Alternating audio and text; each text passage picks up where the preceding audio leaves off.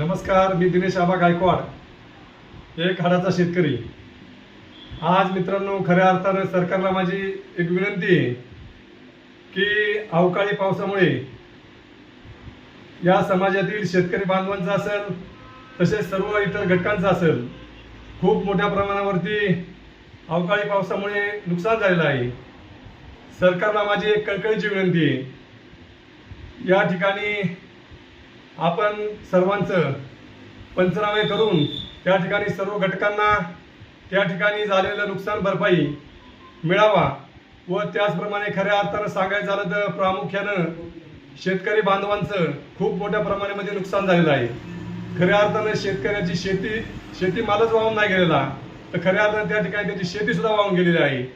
सरकारला माझी खरं तर आवर्जून विनंती आहे, एखाद्या शेतकऱ्याच्या बांधावरती 4 गांजाची झाडे कधी 4 आपूची झाडे जर आढळून आली तर आपण त्या ठिकाणी तितक्या ताकदीने आणि जितक्या तत्परतेने त्या ठिकाणी आपली शासकीय यंत्रणा लावून त्या ठिकाणी कार्यवाही करता असो, त्या विषयावरती मला जास्त काय बोलायचं नाही। ती तुमची एक नैतिकता आहे, नैतिक जबाबदारी आहे म्हणून तुम्ही करता, परंतु आजही तितकीच नैतिक जबाबदारी या शासनाची आहे। खऱ्या अर्थाने आपला भारत देश हा कृषीप्रधान देश मानला जातो। या देशाच्या अर्थव्यवस्थेचा कणा असणारा शेतकरी आज पूर्णपणे मोडकळीस आलेला आहे। तरी या ठिकाणी या सरकारला मी आजच्या माध्यमातून एक विनंती करतो की खऱ्या अर्थानं शेतकऱ्याला आपण वारंवार नुकसान भरपाई म्हणून 10-5% त्याच्या नुकसानीपैकी देतो, तर खऱ्या अर्थानं काही शेतकऱ्यांना मिळतात तर काही शेतकऱ्यांना मिळतही नाही।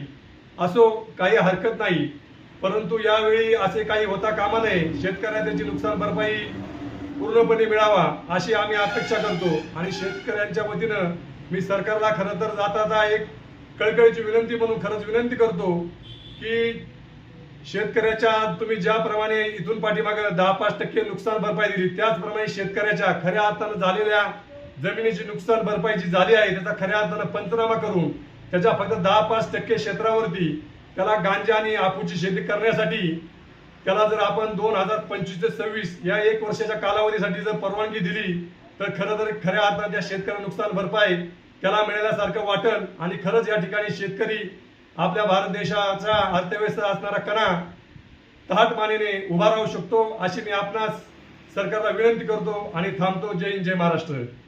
नमस्कार, मी दिनेश आबा गायकवाड, एक हाडाचा शेतकरी। आज मित्रांनो, खऱ्या अर्थानं सरकारला माझी एक विनंती आहे की अवकाळी पावसामुळे या समाजातील शेतकरी बांधवांचा